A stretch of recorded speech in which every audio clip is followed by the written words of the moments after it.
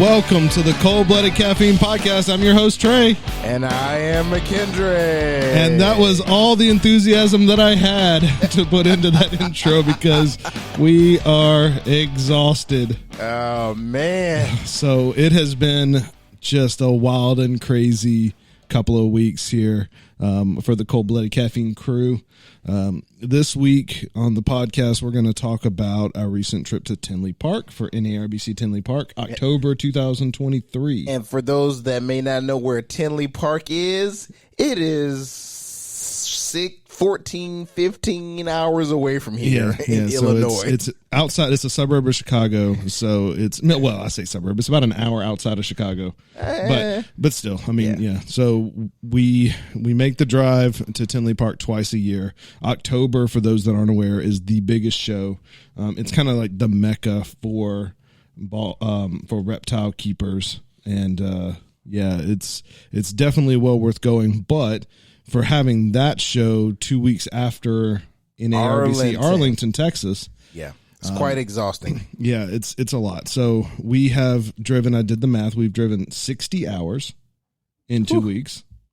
That's so your math is based, okay, driving time 60 hours. 60 hours total. So that's a lot longer because of breaks. Well, I mean, not a lot longer. Not a lot longer. You're probably going to add a couple hours to I think it's pretty close, but yeah. Either way, 60 hours in 2 weeks. We were on the road. So driving back and forth to Texas was about 17 hours one way. So that is 34 if my math is right. Yep. And then conservatively speaking, you're probably right. It was closer to 15, but I said 13 hours to Chicago and back. So there's another 26. So that was where I got my 60 hours of driving time over 2 weeks. Yeah. Which is a lot. We have one more little stretch here before we're done for the year. And so, I think that it's been a magical and wonderful couple of month or two, but also we'll be very happy once we get past the middle of November. We can plan to rest. And we're lucky enough to just go right into the Thanksgiving Christmas season, right? Yeah, great. Just great. So for the next couple of weeks, we will be at Canova the first weekend of November 4th for their Patreon event. So if you are Canova Patreon and have that invite, we will see you there. That is only about 4 hours away from us, 4.5 hours. That's going to feel like a breeze compared to we're just going to blink and be there. And also 2 weeks, the next weekend. The following weekend. We'll be in St. Louis for NARBC St. Louis. And that one's, I think, 10 or 11 hours. I can't remember exactly. Not too terrible. It's not too terrible. It's actually not a bad drive. Yeah. And then we closed the books pretty much on events for 2023. We've got a couple of other little things locally here that we'll do, but nothing with significant travel. So, but we'll get to that later. But this podcast we're going to talk about Tinley Park because I think that for those that have never been, it's kind of this like mystical, like ideal, logical place. I don't know what else to describe it. This is I don't know, the convergence of all reptilian activities into one place. And this one in particular, I can't even imagine how it's going to get topped. I'm sure it will at some point. But man, what a weekend. So we'll kick it off. So we actually ended up taking 4 people to this show. Yeah. Right? It was you and I, and then also Corey, who usually comes with us. And then you brought Jeff, your buddy from Augusta. Yeah. So shout out to Jeff Benson for making the trip and supporting all the work that had to be done in Tinley. Yeah. And again, shout out to Corey, who, again, for some unknown reason, tags along with us. We're very thankful for her expertise and her knowledge and her willingness. But Jeff and Corey were definitely very valuable members of the team this weekend because we couldn't have done it.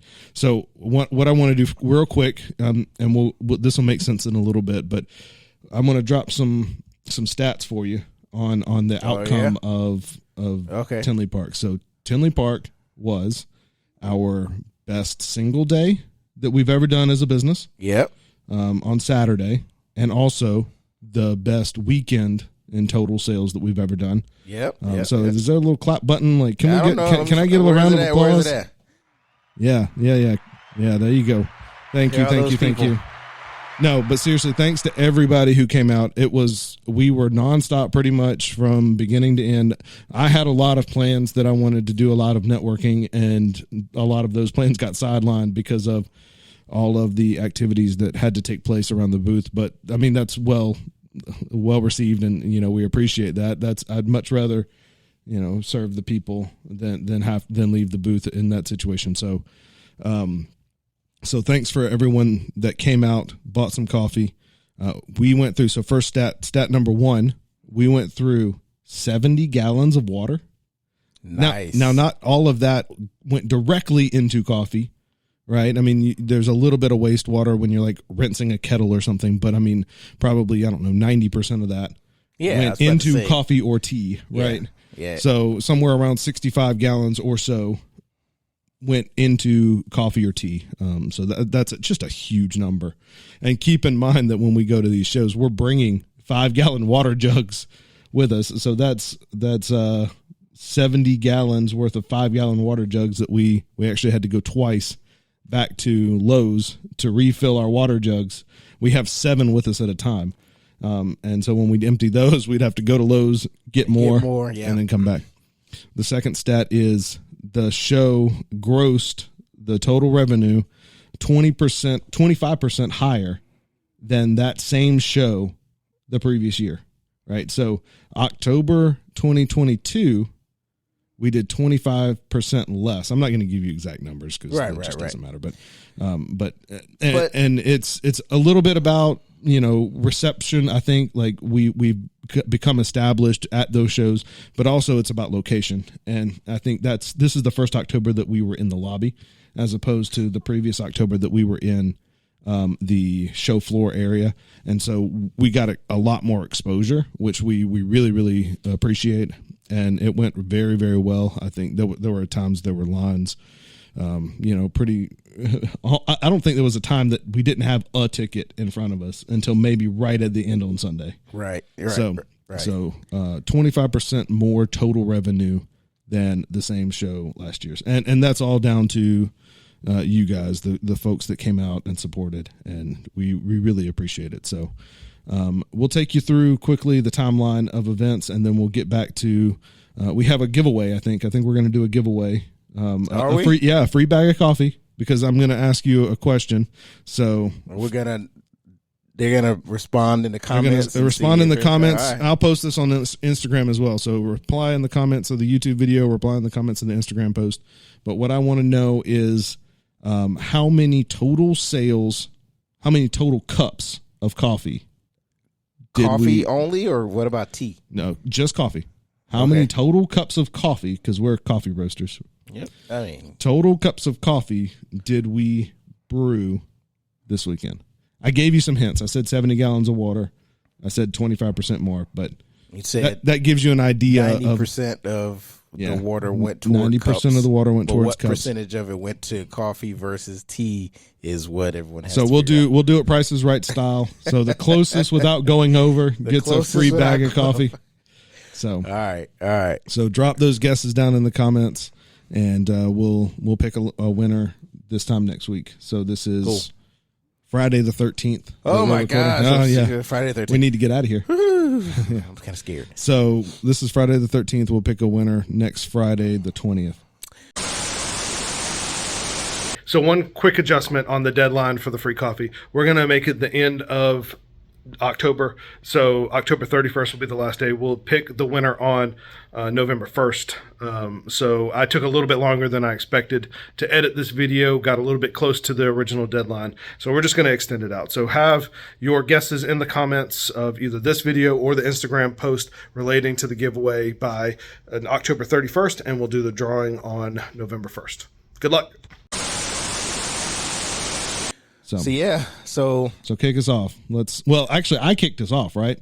because I left first. Yeah, so Trey actually had to leave a day earlier for the Gecko Symposium. Yeah, so we sponsored the Gecko Symposium at Tinley Park on Thursday. We were sponsors of the Gecko Symposium, so Corey and Trey attended, served coffee for a couple hours in the morning. That did include the 2 gallons that we did on Thursday. That my 70 no, it was 10 gallons. It was 2 5-gallon jugs. Right. Yeah, so about 10 gallons that we went through on. So on factor Thursday. that into your calculation, people. I want to make sure you don't miss out. That does not count. Oh, you don't want to count? No, because we didn't sell those. That's true. Okay. So. All right. So those don't count to the total calculation because I didn't keep track of them. Man, that makes it more complicated for people, man. You make it hard. That's the point. I don't want to give away coffee. All right. So tell us about the Gecko Symposium. So the Gecko Symposium was magnificent. I've already told Nick and Russ, the guys that put it on, that we're definitely in for next year, whatever they end up doing. But I mean, they brought in some really impressive speakers. The lineup was I mean, just phenomenal for the first time that they did this event. I thought all the speakers did a really, really good job. It was a very nice mix of breeder conversations, but also scientific conversations. So they had a couple of PhDs that came and talked about like some pretty detailed stuff about, sex traits in geckos and feeder nutrition in geckos. They also had some like new gecko species that they talked about. And so, I mean, it was really interesting, but then they also talked about some more common stuff, like some breeding of not common reptiles. There was some pretty entertaining stuff about breeding some difficult reptiles, but also like, they talked about gecko keeping and breeding in other countries. It was just really an interesting. Do you have some geckos? I do, actually. How many geckos you got, Trey? How many geckos? I don't know. How many gecko species? So I keep. I'm actually kind of down right now, but that actually just changed. So. So at the show, I picked up some Lygodactylus williamsi, which are the electric blue day geckos. I think I'm a day gecko guy now. I've decided I'm going to be a day gecko guy. Okay. He matches. Neither one of us have our own shirts on, but the little cold-blooded caffeine our logo gecko looks kind of like a day gecko. So I think I'm going to be a day gecko guy now. Okay. So, but I do. I mean, I keep and have kept a lot of different species. I've kept day geckos in the past, the giant day geckos, the lined, the peacocks, the gold dusts. I've kept crested geckos, leopard geckos, fat tail geckos, and knobtail geckos. I love knobtail geckos. But what's the magic number that you have now, man? Now I have no idea. Is it more than or less than 50? Geckos, probably. I wouldn't be surprised if it was right around 50. Okay. Because we do still have some breeding groups of crested geckos, which take up some numbers. Gotcha. Okay. All but right. yeah, my newest one, I'm moving away a little bit from the crested geckos and moving into more of like what I want to do is move more into like the day geckos and maybe some knobtail geckos. I really love knobtail geckos. There's actually the book. Actually, where's the book at? At the bottom? No. All right. It's up there. It's up above McKendrick's head. So actually, the guy that wrote the book, The Complete Knobtail Gecko, Justin Julander, actually spoke at the conference. Oh, cool. And so the guy that wrote the book above McKendrick's head was there and was one of the speakers. So we got to hear knobtail geckos from the guy who literally wrote the book on knobtail geckos. Gotcha. So that was pretty cool. And so you actually had the luxury of enjoying part of the events at Tinley. Yeah. It wasn't, for once I could like catch my breath. Now, I didn't catch my breath at Saturday and Sunday, but Friday, I mean, well, Friday it eases into it a little bit because setup starts at like 10, 11. When we get there, so at like 10. So it's not like it's full bore go right from the time you wake up like it is on Saturday, but still. I mean, but still, you kind of need that as you transition into the weekend, right? So it's kind of like that, that slow start, getting your feet wet a little bit, just getting the rhythm down, making sure you got some consistency with what you're doing. That was Jeff's first time there, so it was good to kind of figure out what his placement was going to be and what he was going to be doing. And because we do it so infrequently, it sounds like we do this all the time, but it's actually a very small part of what we do. Doing expos and stuff. It takes us a minute to like not relearn it, but get back into a process and understanding. So it's good to have that ease in on Friday. But yeah, I mean, I am very excited to have hopefully this symposium style event on Thursdays going forward, because it's really nice to enjoy the show without feeling like I'm not working, right? So I mean, we brought our batch brewer with us to the show on Thursday, the symposium on Thursday. So we weren't doing pour overs like we normally do as part of the main show. Not at the symposium. Not at the symposium. Right. So that way it was kind of easy for us to make a couple of batches and then go sit and listen to the talk, and people could come up and get coffee whenever they wanted to, while we didn't like have to man the station, right? Right. So that was really nice. And so yeah, I mean that event lasted all day on Thursday. I think we were there at 7:30. And I think we left at like 5:30, 6 o'clock. So it was all day event on Thursday. And then you guys decided to join us. Decided as if we had a choice. No, so we came up on late Thursday. We got there Thursday evening. Yeah. And then connected on Friday morning to finish, or really to put the setup up. Yeah. In the lobby area. Yeah. At Tinley. So yeah, we got there probably about 10:30-ish that morning. There were vendors were already there, starting to get set up. So we wanted to be there to make sure we had coffee available for all vendors, but also VIP started at 12. Mm-hmm. So also have coffee available for VIP when they got there. The good thing is people, like you said, was the best weekend and single day that we've had on Saturday. And I think a large part of that, like you said, placement, of course, is a big deal, right? So if you're not placed in the right area to get clear view of what's available, then you're likely to miss out, right? Which is even in the show. It makes sense. Yeah. So even in the show, like the amount of space and booths that are available at Tinley Park is insane. So depending on where you go in and which direction you start, I mean, you legitimately may not see everything that everyone has to offer. So for us, when I used to go just to give you a perspective for those that haven't went, when I went as an attendee back in the day, like back before we started doing coffee, and I really intentionally wanted to see every booth, it took both days, Saturday and Sunday. Right. Like to purposefully go through, and I may still have missed some. Like, yes. I don't know, right? But, and I mean, I think the exact holds true with when we were in the show with coffee. Mm-hmm. People would walk up on us on Sunday and say, "Oh my gosh, I didn't see you at all yesterday." Yeah, I mean, the place is so big; it's very easy to not get to every aisle, every booth. It's so big, and the booths are so compact. Like it's everything is. I mean, there was still people in the hallway even this past weekend. So. Yeah. But yeah, it was definitely a great time. The placement is important, but just as important, I think, is the name brand recognition is starting to grow. Like, people are actively coming up saying they've seen, podcasts, heard our podcast, seen YouTube videos, or experienced us from, another event or from their, last year, this time, or in March, and they actively look for us. So it's starting to develop a following, I think. Is something else that's really helped us, meet these types of numbers when it comes to, specifically Tinley. Yeah. And Tinley is not an easy show to get into, and it's a very expensive trip for us. So we need to make sure that it's financially viable. And that is certainly something that, like, when we come out of a show and we're happy like this, like, you can tell that, like, this is something we will continue to go to a Tinley Park because it pulls through for us every single show. Some other shows, and I'm not naming names, but some other shows are a little bit more hit or miss. Right. Tinley Park, home run every time. Out the park. Always.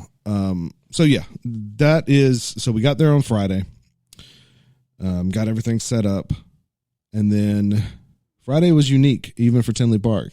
You want to tell them what we did Friday afternoon? Friday evening-ish. So I mean, you never know what to expect at a reptile convention first. And Tinley Park even magnifies you get a group of, right? I don't know, I don't even know. Like, I don't want to offend anybody, but I'm part of the group, so like, I don't know. We're both like, part of the group at this point. But you get some people that maybe need some more social interaction together. And it can turn into a pretty interesting time. So we were fortunate enough to attend a jiu-jitsu match, if that's what you call it. That's what they called it. Is that what they call it? Asked the question. Yeah, okay. It was jiu-jitsu. Right. Jiu-jitsu. That's what the guy said. Well, that's what one of the guys said. There were some said, mats on the floor and some guys wrestling.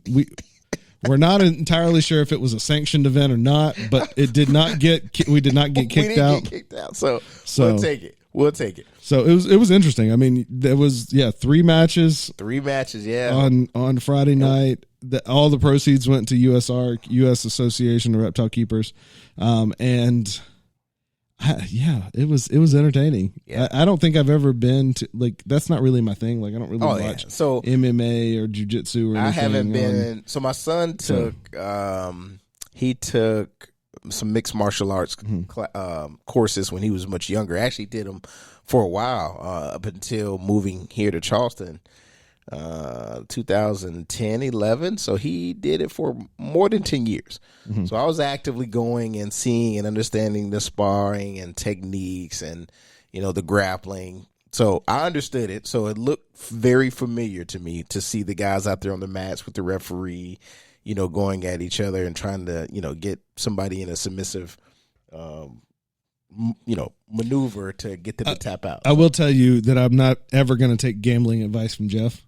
Just I need to be very clear. He was picking some guys to win, and I was like, I don't know about this, man. Like, dude, what do you see that we don't hear?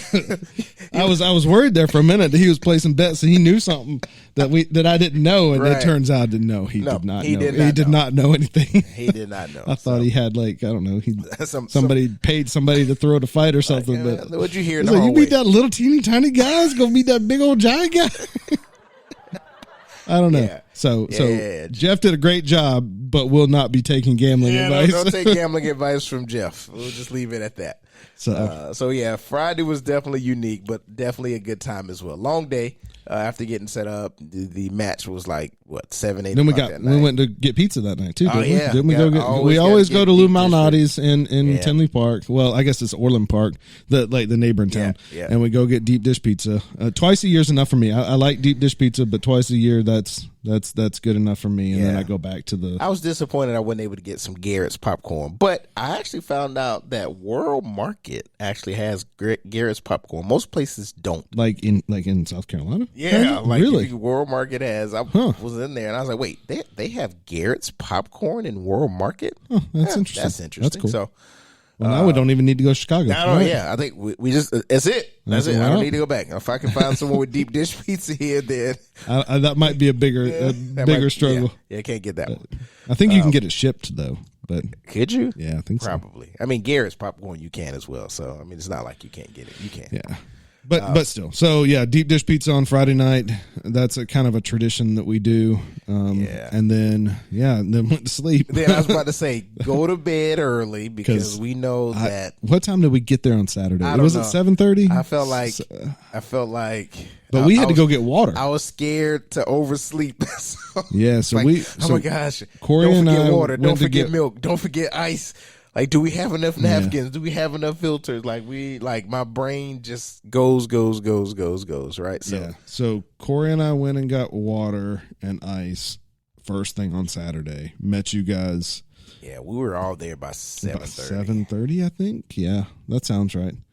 Getting all set up for Saturday. And people were waiting. I don't even remember Saturday. Like, if you tell me, point out one memory from Saturday, my brain is like, I made cups of coffee. Yeah, it was another one of those situations where everything is just like just tickets and orders. By tickets, he means like we write down the order on a ticket, and that's kind of how the process is driven. So that's the notification from Trey being somewhat the cashier and the order taker to make sure we know exactly what to make, to make sure we make it right. So he writes out everything, passes them down, and between myself, Corey and Jeff, making sure logistically everything is made properly. Kettles get refilled. Syrups and milks are added. Right. the filters are, strategically placed to make sure they go back on the Chemexes. Yep. The scales are turned off and on at the right times, and tear weights are, are updated accordingly. So yeah. And then you've got wrenches in the plan where you got like hot chocolates and stuff that bypass some of those stations. Yeah, like people, I want a hot apple cider. Like what?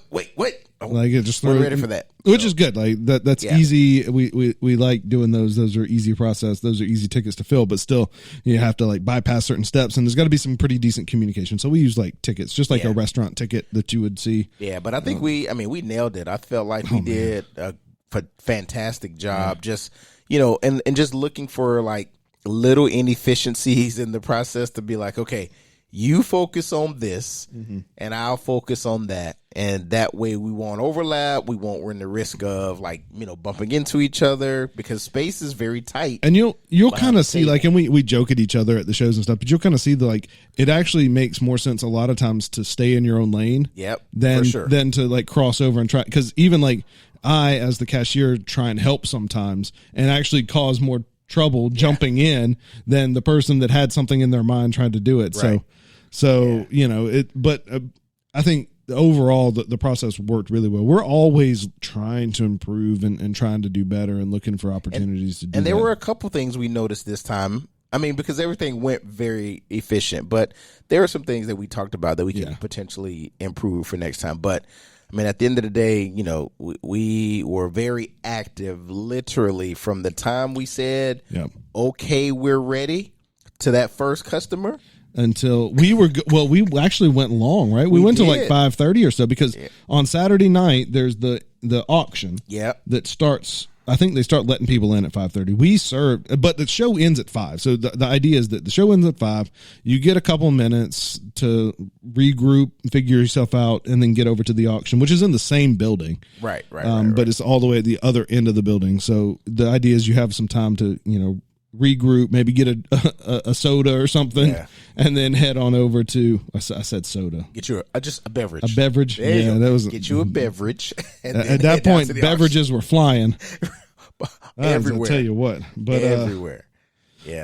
So not for us because we stayed between 5 and 5:30 and kept slinging coffee. We kind of missed our window there. Yeah, we kept slinging coffee, and so by 5:30 the doors for the auction opened up, and we had to beeline it to get in because there was a line. I mean, so we had tickets. So we're auction. So if you donate to the auction, you get tickets. Right. And so we donated some stuff to the auction, so we had tickets. So we didn't have to stand in the ridiculously long line to get in, but still, we actually got seats this time too, which was pretty cool.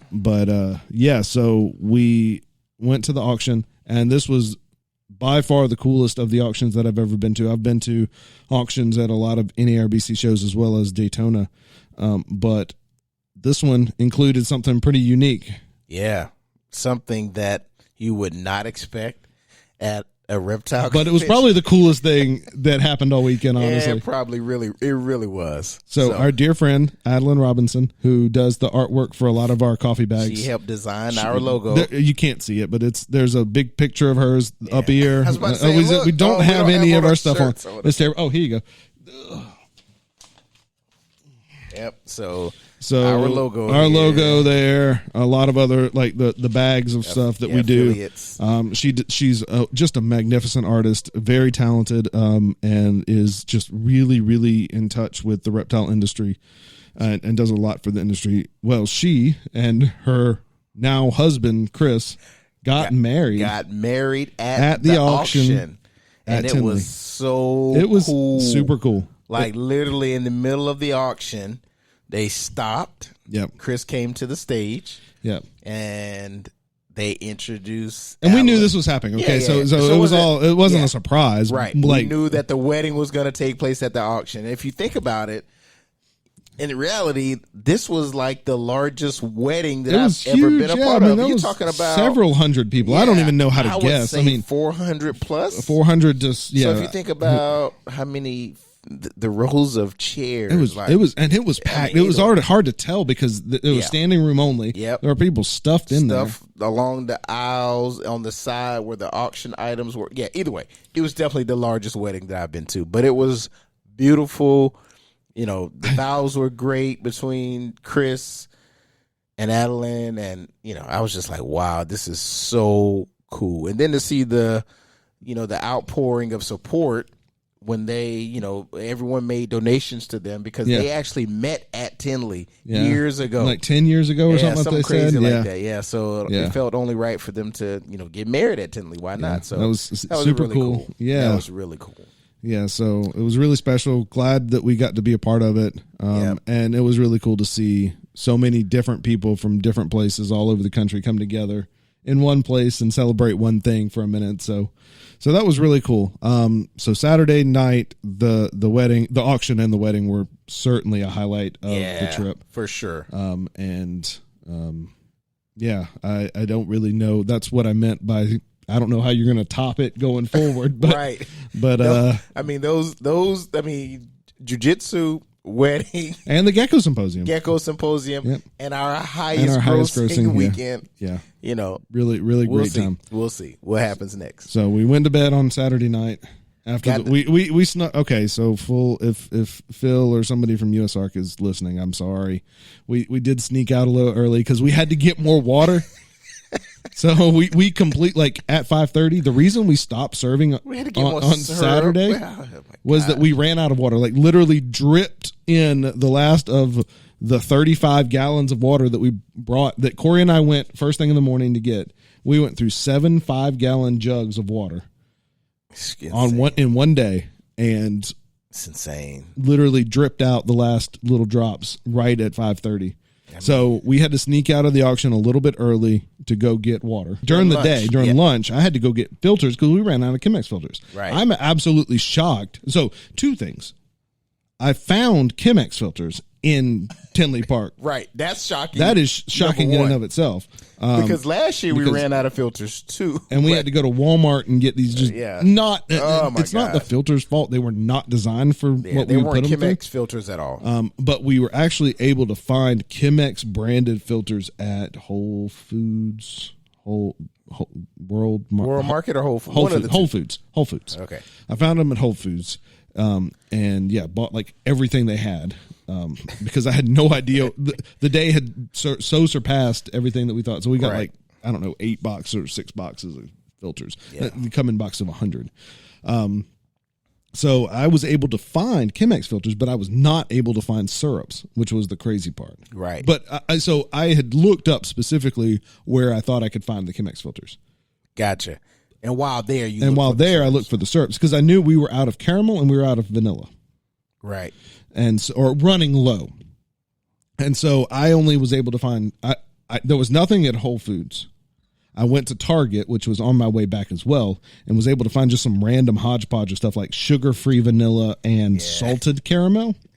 And I got them just to have them because I didn't know what other options we had. Yeah, we needed Luckily, options. McKendrick was able to go after or was it Sunday morning? No, it was Saturday night. Yeah. After we left the auction early. Sorry, Phil. And luckily was able to find them. Where'd you end up finding them? So I actually called my buddy and his wife, and I said, "Listen, we ran out of like Tarani syrups, and I have no idea where to get them." And his wife's like, "Oh, that's easy. Go to TJ Maxx and Marshalls. They got them." I was like, "Are you serious?" Like what? In a million years, I would have if you were like, you can't go to Target, you can't go to Whole Foods, go find some Tarani syrup, or I'm gonna shoot you. I would be dead. I'd be dead because I would not have gone to TJ Maxx or Marshalls. And when I tell you, TJ Maxx had a full rack of all types of syrups in 2 different locations in the store. I was like, oh wow. So I don't even know what's happening. Whole Foods doesn't have that lady looked at me when I asked. I found the Chemex filters. They were pretty easy. They were right in the coffee aisle. I found some lady that worked there, and I asked if she had coffee flavored syrups, and she looked at me like I was from another planet. Like she was like, "Why in the world?" And I'm like, "Look, lady, I know, I get it. I drink black coffee too, but like, I mean, I guess we got customers. The syrups are universal. They're not just coffee syrups, right? They can be they can be used for other things. I looked everywhere though. So I walked up and down those aisles. I asked 3 people. So Jeff insisted that we call. He's like, that doesn't make sense. So it doesn't make sense. Yeah, I'm with you. Called and said, "Do y'all sell coffee syrups?" The lady was like, "No," and I was like, But I don't know that they're just coffee syrup. So I was like, let's just go. We got time. Thank goodness. Go. Thank goodness y'all went. We went in as soon as we asked the lady who was working there. She was like, they go right up there by the by the checkout. And sure enough, a rack full of syrups. The only thing they didn't have, simple syrup. Yeah, but we made simple syrup. Yeah, I made simple syrup. Yeah, the creativeness the of creativeness. Trey. Yes, looked up his. It's water and sugar. The recipe. That was my recipe Google. Of the weekend. Yeah. It worked out. It all worked out. But we did. We ran out of a lot of because things. It was so far better than what we expected sales wise. Yeah. That sugar or syrups, filters, water, ice. We ran out of ice. We ran out of cups. Yeah. Forgot about that. That was on Sunday. Oh my gosh. I was like, why are there so few cups in this big box? Like, I know it wasn't full, but it was, a box that holds 1,000 cups. Yeah. So on Sunday, you went to go get lunch and get cups. I had to go get cups on my lunch break. I said, gracious goodness. I'm just like, I can't emphasize how hectic and out of control that weekend was, but magnificent. But great. It was a good time. It was and we expect that a little bit going into Tinley because it's just so different. Far been the biggest. And I mentioned on a podcast earlier, I think the Arlington recap podcast that we did, that I have to plan like every show is Tinley, and Tinley is so hard to plan for, right? Yeah. Because we ran out of ground coffee too. We started at towards the end. We ran out of medium roast, right? Yep. And I thought I had 5 pounds at least extra. I brought 15 maybe a little less, 12 to 13 pounds of coffee, of medium roast, of medium roast. And of course, medium is always the most popular, but still, but that's a ton of coffee. It's a ton of coffee. That's more I don't know. Yeah. So now we could have. It was at the very end of the show that we started running out. So we could have busted bags open. We didn't have many bags left, honestly, but we could have started busting some bags open if it was earlier on in the show. Yeah, we would have because the margins, of course, are higher on brewed coffee than they are on bags. Yeah. So bags are easy. Just snatch them off the shelf, sell them, done. Versus cups, but you don't want to miss the margins. Yeah. So right. So Saturday, Sunday. That's kind of Sunday, and that's it. What we packed up. Pack up and start the journey back on Sunday evening. And you guys do a little bit of an audible, right? Because we had originally thought that you guys were going to stay in Chicago Sunday night, because you and Jeff stay with a buddy, an old friend from college roommate. So shout out to the other Jeff, the Waddy family. In South Holland, Illinois. They're about 15-20 minutes from actually Tinley. So having a close friend that grew up with me from middle school, high school, ended up being college roommates, live right outside of Tinley.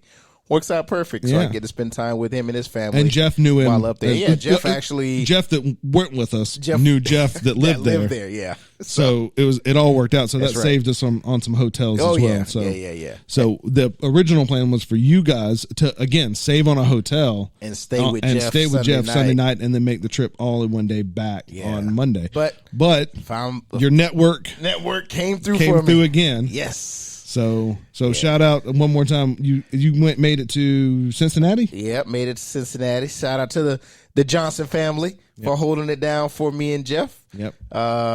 We made it to Cincinnati, right outside of Cincinnati, and then got up on Monday morning. Same with us. We actually made it to Cincinnati as well. I think we made it to the other side. Yeah. That's always our goal, is to make it into the Kentucky side of Cincinnati. Yeah. On that Sunday night. That's about 5 or 6 hour drive. It's a pretty good chunk of a drive. But it and takes that sets us up. up. Man. Oh man, it's a good setup for Monday, because when you look at leaving Charleston headed there, because you got to keep in mind that you're losing an hour. You lose an hour. So when you seeing 13, 14 hour on the GPS, when you're leaving at 5 o'clock or rolling out at 5 o'clock Central. Yeah. On Sunday night after working a crazy weekend, and you see 13 hours. Oh my God. Well, so I have two thoughts, right? Two thoughts run through my mind at that point. Is that I look at the ETA and I'm like, I could be home by 7:30 in the morning. Knowing good and well that I'm not going to make it. But like in my mind, I'm like, man, it just sounds good to be home. Right. Feels good. Like I might be able to do it. But then, and then about 5 hours later, I'm like, oh my God, I'm going to sleep here. Pull over.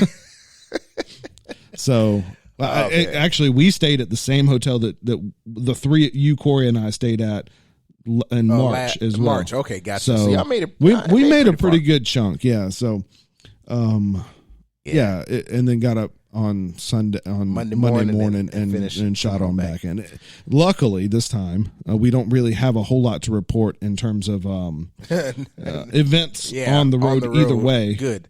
So we did make the Bucky stop. We made the Bucky stop. The new one in Sevierville. Oh my goodness! On the way in, my goodness, you would act as if it was the first and last one built. There was no parking at. There was no parking at the pump. There was no pump because I'm like rocking this big old bus van, right? And so I'm trying to find a spot to park. Shout out! Oh, we saw the Canova guys, Chase and at Buc-ee's. Yeah. Oh, cool. Yeah, so they were pulling out the same time we were, and I'm like, oh my gosh. Yeah. So shout out to those guys. We saw them on the way back, and. Yeah, they were fighting the same crowd, but my goodness, it was was crazy. So the Buc-ee's experience never fails. Yeah, but we made it. We survived, and no eventful. Like the van is okay. Yep, everything's good. Yeah, it made it through fine. So yeah, and then the best part is we get back on Monday night. 7 o'clock or so, and then we're back in the office at 7:30, 8 o'clock on Tuesday. Here. So it's been 4 days. Yeah. I feel like at least I have my life back together to some extent from a work standpoint. But it's been a journey. I'm both not looking forward to and looking forward to having a full week next week. to try and to be normal, to be right? normal. I can't really remember what normal feels like. It's been so hectic over the past couple of weeks. So even today was hectic to get back here to record this podcast. Just trying to get things done. And past Trey and past McKendrick did not set up future Trey and future McKendrick very at well all, because this week, in addition to having like. An already chaotic schedule from trying to catch up. We had an interview with a local news channel this week that we did, and that took up most of the morning yesterday morning. Yes. So I'm sure we'll publish some stuff about that when it comes out. And then we had meetings pretty much all day on Tuesday. I don't remember. I can't even remember what they were now. Wednesday we had. I was going to say Wednesday was no better. 1 Million Cups, which is an entrepreneurial meetup thing. If you're an entrepreneur, you should check out if there's one locally in your city. They're really great. 1 Million Cups, 1 Million Cups. And if you're in Charleston, listen to this podcast. We will be presenting at 1 Million Cups on next Wednesday, the 18th, October 18th at 9 a.m. Frosty Beard and Sam Rittenberg, West Ashley. Yep. Yeah. So come hang out. We'll be talking. We may or may not. Painful, man. We're a glutton for punishment. Like, why do we do this to ourselves? I don't know. I guess it's better to stay and be busy than to be idle and doing nothing, right? So, but we may or may not have some special guests with us next week. They may or may not be right there. Yeah. So it'll be good. So it'll be a fun time. So come out to Frothy Beard in West Ashley tomorrow. Not tomorrow. Next Wednesday. Oh my goodness. Next Wednesday, the 18th. At 9 a.m. 9. So cool. I think that wraps it up. Yeah. I know that was jumping around everywhere, and I apologize, but that's kind of like how my brain has been the past couple of weeks. So you now have a glimpse into what is going on in my brain. Go ahead. What we introduced something new at Tinley. Oh, we didn't even talk about that. Yeah, so we did. So we introduced something new at Tinley. Now it's not currently available on the website. Not it's yet. Give coming. us time. There's some things from coming. a business side that have to take place before we can get it launched live on the website due to some agricultural laws crossing state lines and stuff. But we will soon. We introduced it at Arlington and Tinley. Yeah. So we now have a cold-blooded caffeine branded line of teas. So we introduced 4 teas. And this like is not TEA, not TEE. Not T-shirts. Not T-shirts. Teas, like not drinking shirts. teas. Yeah. So we have 4 teas that are going to start in the lineup with, we're kind of like trialing a couple more to see how they get in terms of response. I think actually they've gotten some pretty good response. Yeah. So it'll probably expand the lineup, but we have a black tea, an oolong, a green tea, and then a smoked black tea. The lap song? Yeah. So we're going to have 4 to start, and then some more will get added as that happens. Hopefully sometime this quarter. Yeah, hopefully by the end of the year. Hopefully sooner than that. Yeah. But we have to do it by the book. We have to make sure that everything's signed off. All the boxes are checked to make sure we local and state and national governmental representatives before we can get those into your hands. It's a little bit different doing things at trade shows. There's some cottage laws and things like that you can. It's kind of like a farmer's market and things like that you can do. But once you start selling things on the interwebs, or also selling to other businesses, some different rules apply. So just hang on a little bit longer for the teas to hit the website. But if you do see us at an event, we will have them at the events. This is true. And we will have T-shirts at the event. T-shirts, and T-hats, on the website. No. Not T-hats. That wasn't that doesn't work. No, not at all. Shirts, hats, tumblers, mugs. We're getting low on mugs. So low is an understatement. It's like 2. I think I got 1 or 2. Yeah. So mugs have been hit or miss for us. Yeah, we need to decide. I guess we need to decide. Tumblers are definitely in the lineup for good. Yeah. Mugs are kind of hit or miss for us. But I'm getting way off base. You see what happens? Jumping around in my mind. So that was the Tinley recap, ladies and gentlemen. Yeah, that is the Tinley recap. We look forward to your comments on guessing how many cups of coffee we sold at Tinley. We gave several hints throughout this episode. So, winner gets a free bag of coffee. Yep. And we look forward to seeing all these responses. Yeah, so drop them in the comments, both here and on Instagram. We will see you again soon, either at the Canova event, if you're going to be there, or in NARBC St. Louis. And I think that's a wrap for this episode of the Cold Blooded Caffeine Podcast. Cold Blooded Caffeine out. The Cold Blooded Caffeine Podcast is brought to you by coldbloodedcaffeine.com, your specialty coffee roaster with a wildlife conservation mindset. Visit us today at coldbloodedcaffeine.com and get your caffeine fix. Also brought to you by the Coffee Run, Charleston's premier coffee delivery service, servicing Charleston, North Charleston, Summerville, west of the Ashley, and all over the Low Country. Check us out at coffeerundelivery.com for your business coffee needs. That's coffeerundelivery.com. I think I'm getting better at that every time. And you're trying to distract me. Cold-blooded caffeine is out.